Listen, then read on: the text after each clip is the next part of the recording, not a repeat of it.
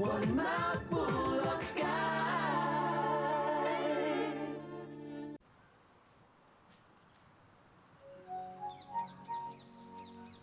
Look, I don't think you heard me. The audition is over. No, it's not. Are you telling me, the writer and director of this play, that I don't know when the audition is over? Yep. I bumped into the girls on their way out, and they said that you had picked the chorus line. They're going to read for the lead role tomorrow. The lead role. Well, then you can audition tomorrow morning for the lead role. That's the best I can do. I can't do that. Why not? Because I can't make it tomorrow. Listen, the audition for the lead role is tomorrow. If you can't make it, that's fine with me. I want this role. I can do it better than anyone else. Now, I happen to have to shoot the pilot of a TV serial tomorrow morning. That's why I won't be able to make it. So what do you want me to do? You want me to delay this audition to suit your convenience? Take me now. Now? Yeah, right here, tonight. I did come all the way from town, didn't I? Halfway to Baroda. You don't know the lines, you don't know the role, the play, you don't know anything. How can you audition now? Just let me read. I can pick up the steps in a wink, and singing's what I was born for. So if you explain the scenario to me, let me read you the lines. Well, either you're totally nuts, or you're totally brilliant. Okay, what the hell? Just go through these lines and let's get it over with.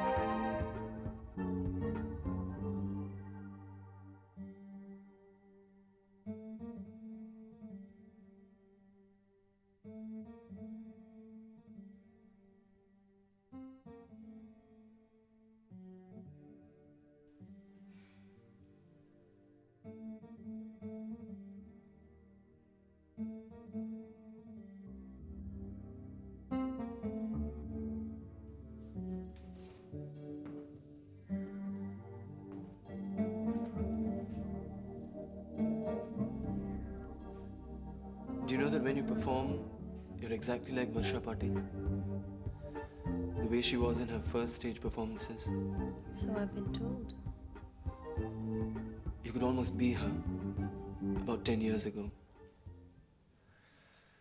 It's almost like going back in time. Well, does that mean you like my reading, or what? Yes, I like it.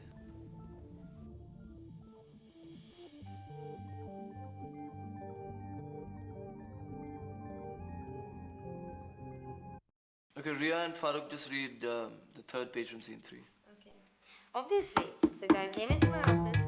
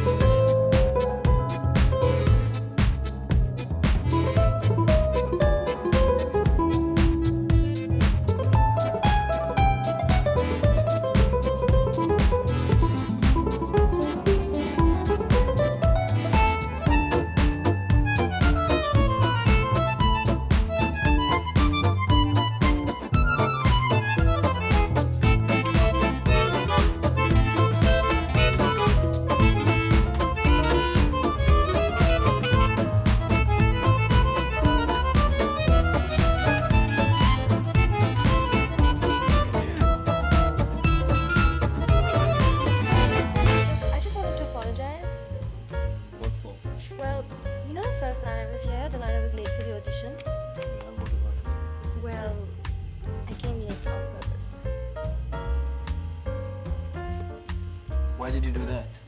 Well, because Chris had told me what a stickler you were for punctuality, and I'd read all this stuff about you and heard about your plays and about how you were this mega talented hotshot director, composer, choreographer, writer, and all that stuff. And basically, I was ready to hate you before I'd even met you. But you came on with a real attitude. I know, but you see, that was because I didn't want you to think I was going to fall at your feet just because you were this great director. I wanted you to accept me on my own terms. So you were acting even before the audition. Yeah, I know. It's kind of silly now, isn't it? So why are you telling me all this now? Because I was wrong. Because I don't think you're that bad, actually, after all. In fact, you're quite a neat guy. And I think I'm going to really enjoy working on this show. If you don't throw me out, that is. Only if you promise that you will never lie to me again. It's a deal.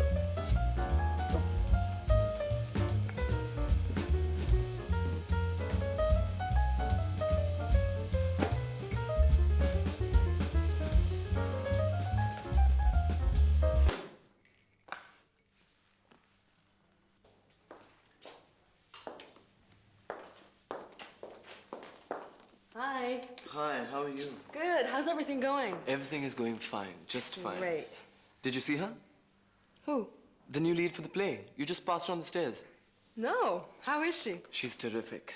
She acts brilliantly, speaks wonderfully, she dances beautifully, and she sings excellently. Well, sounds like she should be playing Evita instead of Madonna. I know. Thanks for dropping by. Well, why don't you thank me by taking a day off rehearsal tomorrow? I can't do that. The girls are coming over. Including Miss Evita. Well, obviously. Well, I guess I'll have to plan it myself then. Plan what yourself? Plan the new decor of the house. Who said we're getting a new decor? I did, about 5 seconds ago. Tanaz, what about the money? Oh, come on, Akash, forget about the money. Look, can we talk about it? Can you take the day off tomorrow? No, I can't do that. I guess we can't talk about it then.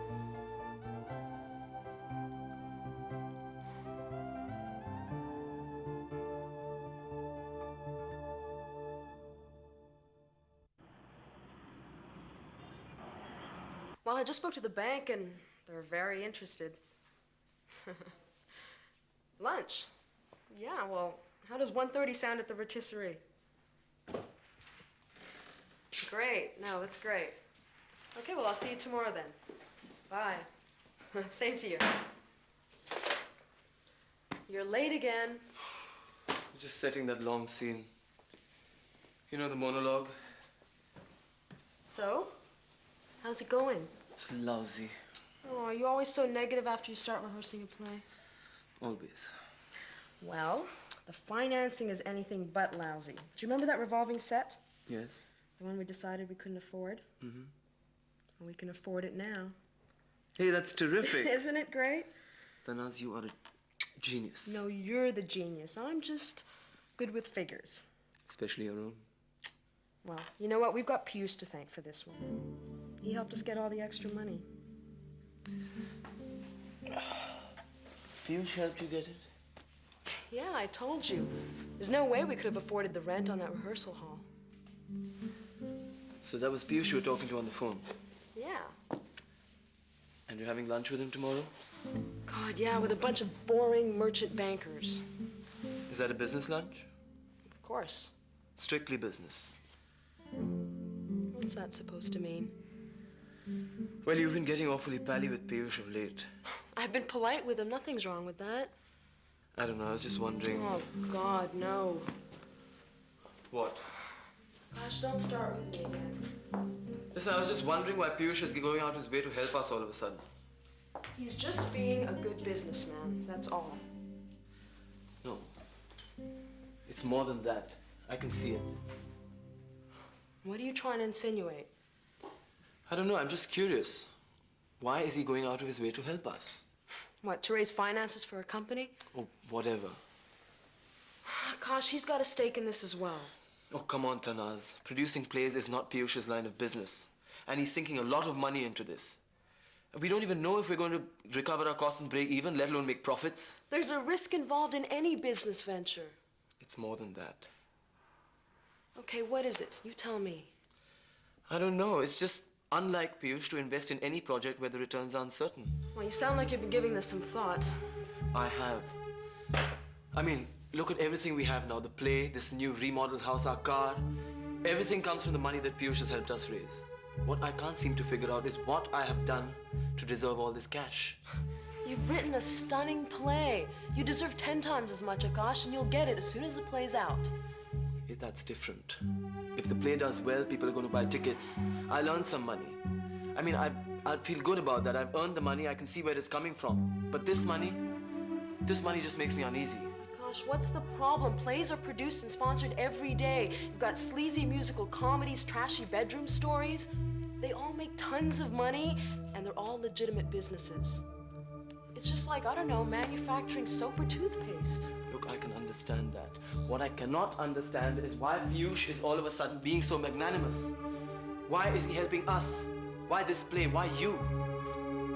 So you think he's got an ulterior motive in helping us out? Yes, I do. Look, I told you, we had a deal. I would expose Ashok in public and he would cough up the funds that we need. And that's exactly what we did. I've done the expose and he's got his sponsors to give us money. End of story. Yes, so why is he still helping us? Because it's not over yet. We still need funds. We need a lot of funds. But look, you've done your end of the deal.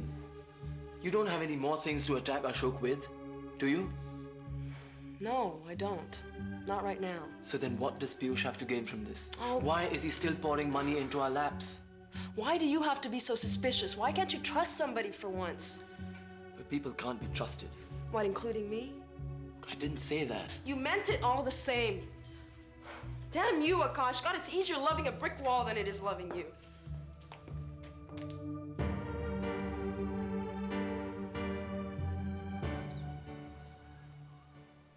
Okay. Now the next scene we're going to do is the morning after scene. Yeah.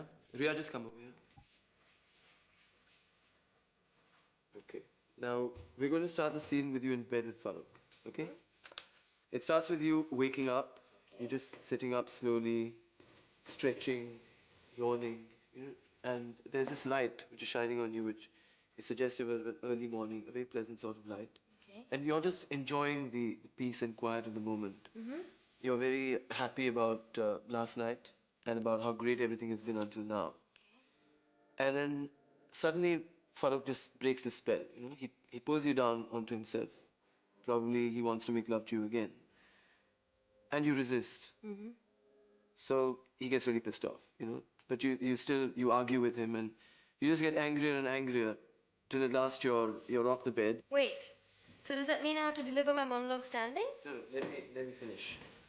Now, before you get out of bed, and I've marked these places in the text, you know, as you get angrier and angrier, you start throwing things away, one pillow, one bed sheet, as you get further and further away from him, till finally you're completely off the bed, okay? Facing the audience, leaving Farooq behind, and the light suddenly fades off on him, leaving him in darkness. And you're there alone on an empty stage, okay?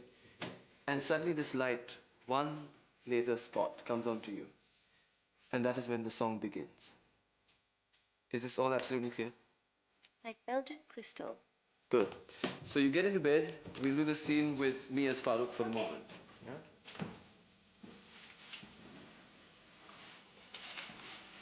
Are you ready? What? For the scene, Rhea. Listen, can I just say one thing before we start? Yeah, what is it? I always knew that you and I would end up in bed. Can we start the scene now? Yes, but I couldn't resist. Come on.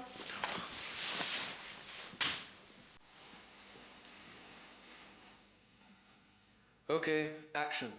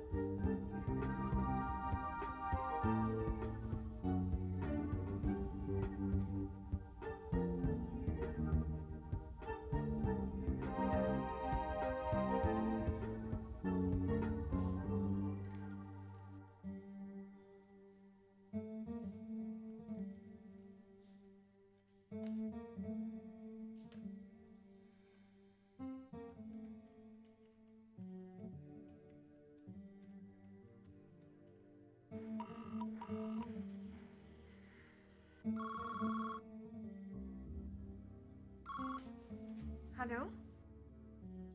Hello, who is this? Is it for me? I don't know. Hello? Look, if it's Govind or Mehta Bhai, tell them we're just leaving. We'll be there in 15 minutes. Hello? Nobody's talking. It's probably a crank caller. Gosh, you're dressed up. What? Aren't you getting dressed? Do I look like I'm in my pajamas? You're not coming like that. What's wrong with what I'm wearing? Varsha, you wore this at the inauguration of the Children's Aid Society. So this is all right for the children, but not all right for your hotshot producer. Come on, get dressed. We're getting late. We can't keep them waiting. I'm ready to leave right now. No, you're not. You've got to wear something more... something else. Something else? Something more what, Mohan? Varsha, you are a film star. You've got to dress like one. Oh? And how do film stars dress? Well, little more glamour, razzmatazz. Razzmatazz? I've never heard you use that word. Varsha, this is no time to discuss words. Well, since I don't understand what you mean when you say razzmatazz, I'm going to go as I am. Thank you.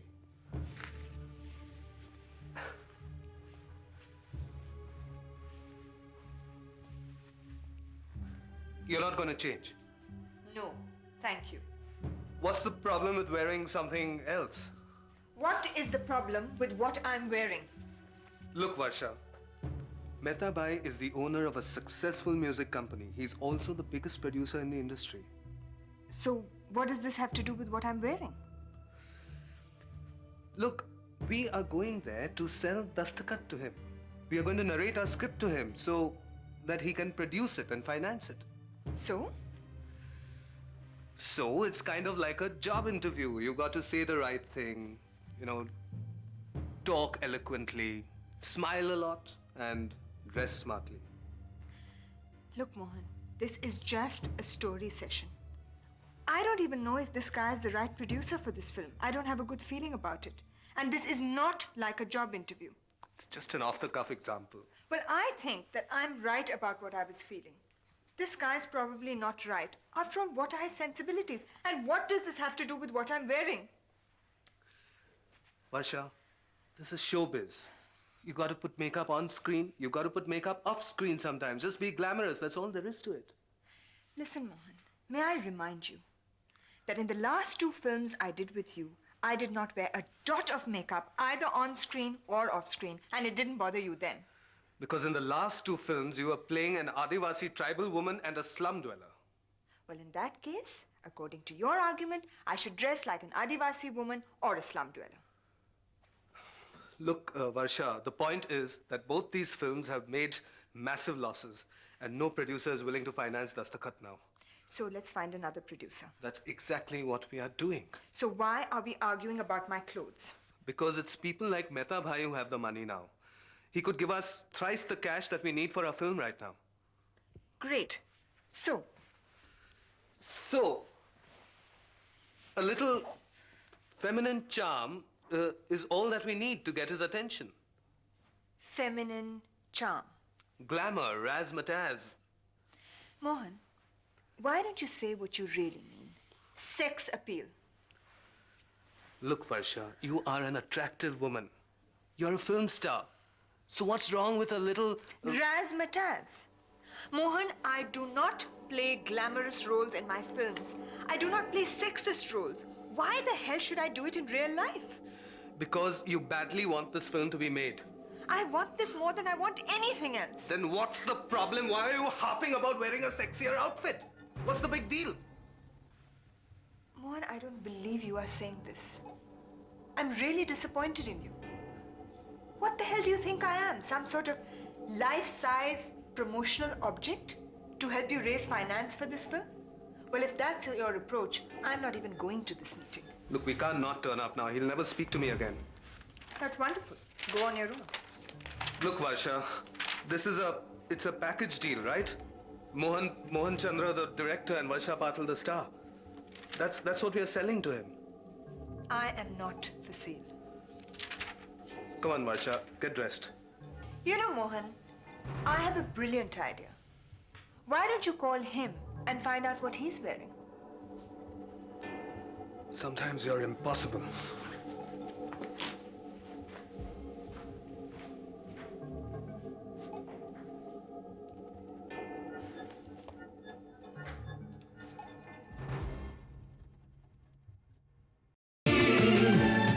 One mouthful of sky.